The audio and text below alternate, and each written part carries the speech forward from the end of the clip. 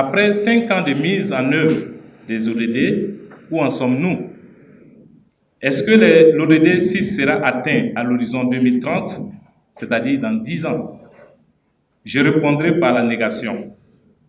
Dans un premier temps, à cause des moyens colossaux à mobiliser dans un contexte économique rendu difficile par la pandémie à Covid-19.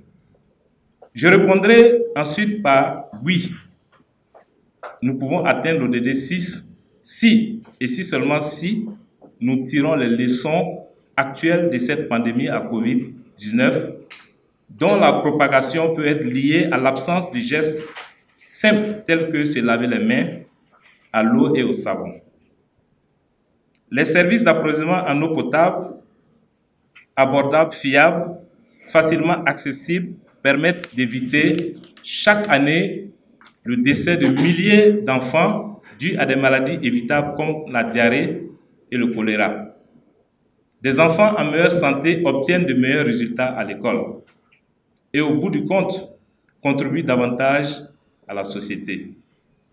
De plus, l'accès à des services essentiels dispense les filles et les femmes de la corvée d'eau et leur évite d'aller aux toilettes dans des installations non sûres, dans des champs ou dans la rue, une situation qui, en plus de les priver de leur dignité, les met en danger.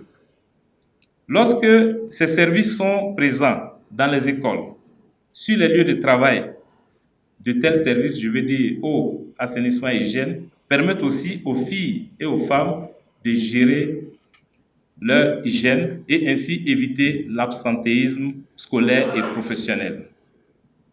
Ces services d'eau et d'assainissement et d'hygiène permettent de ralentir la charge de morbidité et le risque de flambée épidémique de certaines maladies, comme celles provoquées par la COVID-19 ou par des agents pathogènes mortels particulièrement contagieux tels que ceux responsables du choléra. Et enfin, ces services eau, assainissement et hygiène contribuent à rendre la main-d'œuvre plus productive. Autrement, la croissance économique dépend de l'amélioration des résultats en matière d'éducation et de santé publique, deux objectifs impossibles à atteindre sans l'eau et l'assainissement.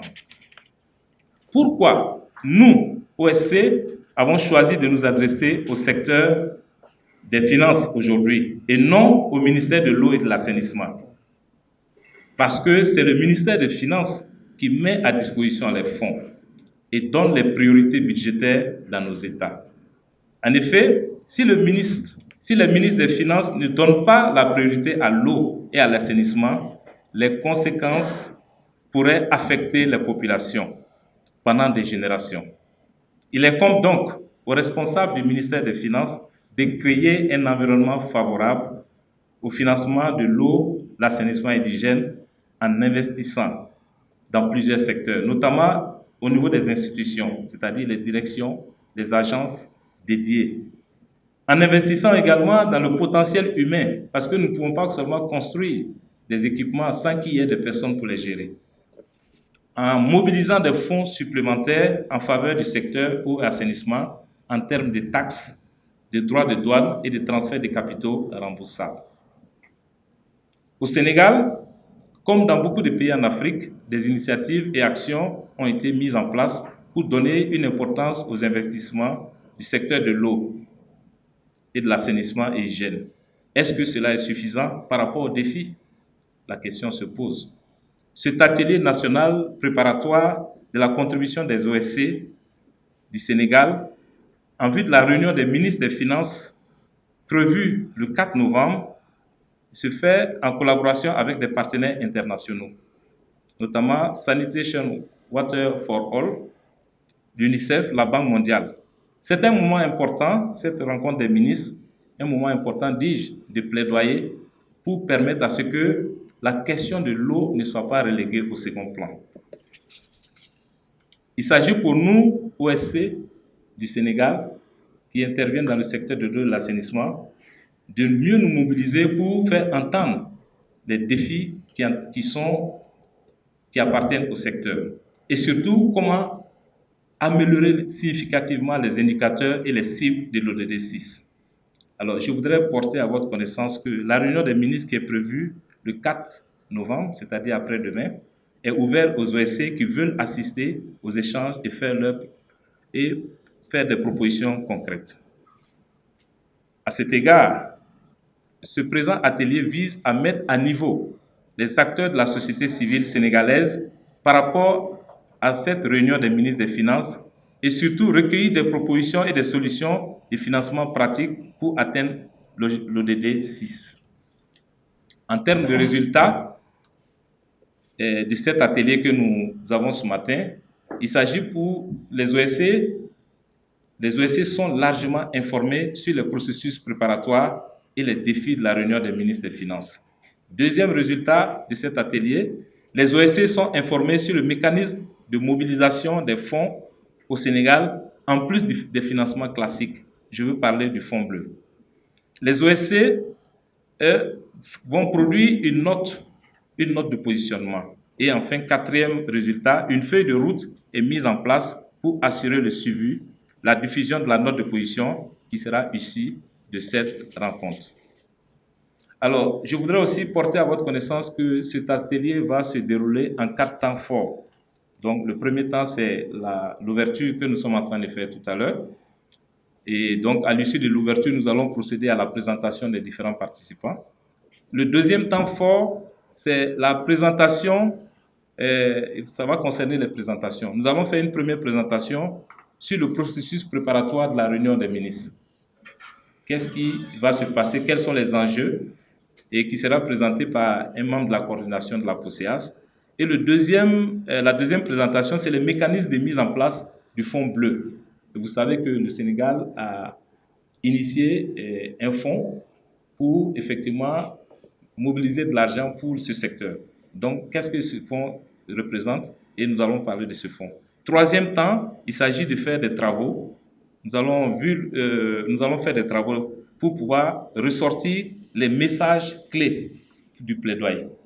Donc, ça va permettre à chacun de nous de pouvoir faire des propositions concrètes et ce qui va constituer, en fait, la note de positionnement de notre rencontre. Et enfin, le quatrième temps, nous allons parler des prochaines étapes. Et donc, voilà, mesdames et messieurs, ce que je voulais porter à votre connaissance. Je voudrais encore une fois de plus vous remercier au nom de la coordination de la plateforme des OSC sur l'eau et l'assainissement au Sénégal. Et remercier le ministère de l'eau et de l'assainissement qui est ici représenté par M. Dame Diaye pour sa disponibilité à nos côtés. Je vous remercie. Pour dire que c'est naturellement, c'est avec plaisir en tout cas que je me joins à vous pour au moins préparer, comme je l'ai dit l'autre jour, un dialogue fécond, mais une contribution efficace. Donc ce qu'on attend en tout cas des ONG, c'est de contribuer efficacement à la mise en œuvre des programmes. L'État ne peut pas tout faire. Les ONG ont cette capacité aujourd'hui d'aller à la proximité en tout cas des populations, de mener ce qu'on appelle des laboratoires tests, des actions concrètes et que l'État pourrait valoriser et passer à l'échelle. Donc le contexte, je pense que Daouda l'a bien campé. On est à la fois dans le contexte des ODD qui mobilisent beaucoup de financement. Vous allez l'apercevoir avec le fonds bleu, beaucoup de millions de dollars à mobiliser pour espérer atteindre les ODD qui sont très ambitieux, en tout cas en termes d'accès sécurisé. C'est pas seulement avoir l'accès, mais avoir l'accès en termes de disponibilité, en termes de qualité. Il y a aussi le contexte de la Covid qui a un peu mis à nu, je pense, nos a priori, ce qui fait qu'aujourd'hui, il y a une redistribution, on parle même de plan de relance. Quel sera aujourd'hui le rôle qui sera consacré en tout cas à l'eau, qui aujourd'hui, il faut le dire, quand on parle de services essentiels, même dans le cadre de l'arrêt de pas mal d'activités, on a demandé aux services d'eau de ne pas s'arrêter. Ça veut dire qu'aujourd'hui, quand on cherche de prioriser sur une pyramide, le secteur de l'eau, le secteur de la santé font partie des secteurs à prioriser. Si on a des ressources qui sont assez faibles, comment aujourd'hui prioriser ces secteurs? Je pense que c'est tout un débat que la société civile doit porter à l'attention en tout cas des acteurs qui mobilisent des financements, des partenaires, pour que ce secteur-là puisse être viable.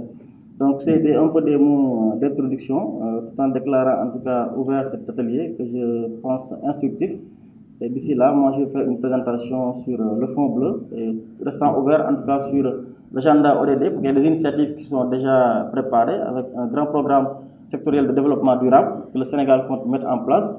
Pour le moment, il y a des initiatives qui ont été en tout cas préparées pour ce fonds-là. Ce serait bien de les partager avec les acteurs, comme ça on partage le même agenda et qu'ensemble on embarque sur le bateau pour atteindre les ODD. Voilà ce que je voudrais placer en mot d'introduction d'Aouda pour cet atelier que je juge utile et opportun. Merci. Merci beaucoup.